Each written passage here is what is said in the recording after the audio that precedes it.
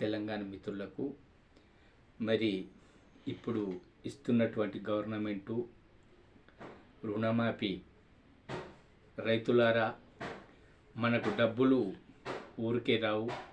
మరి అది రైతాంగానికి ఒక రుణమాఫీ అనేది ఇంపార్టెంట్ది.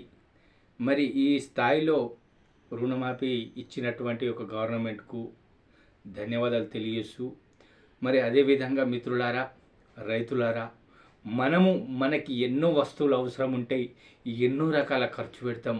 కానీ మనం ఆలోచించి మనకు ఏదైతే యూజ్ అవుతుందో, మరి ఎంతవరకు మనం దాన్ని యూజ్ చేసుకుంటే మనకు పనిచేస్తుందో అంతవరకు యూజ్ చేసుకుని ఖర్చు పెట్టుకుంటే మనకు మంచిది, మన పిల్లల భవిష్యత్తుకు మంచిది.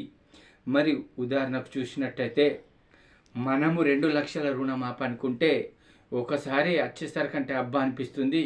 కానీ నీకు దాంట్లో మనము టోటల్గా లెక్క చేసి చెప్పుకోగలిగితే రోజుకు ఒక 100 రూపాయల 109 రూపాయల 1% పడుతుందని మీరు గుర్తుంచుకోవాలి.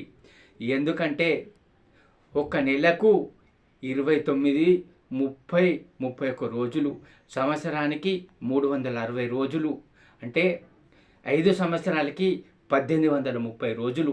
అటువంటిది మనం రోజుకు లెక్కేస్తే 109 రూపాయల 1 పాయింట్ పడుతుంది.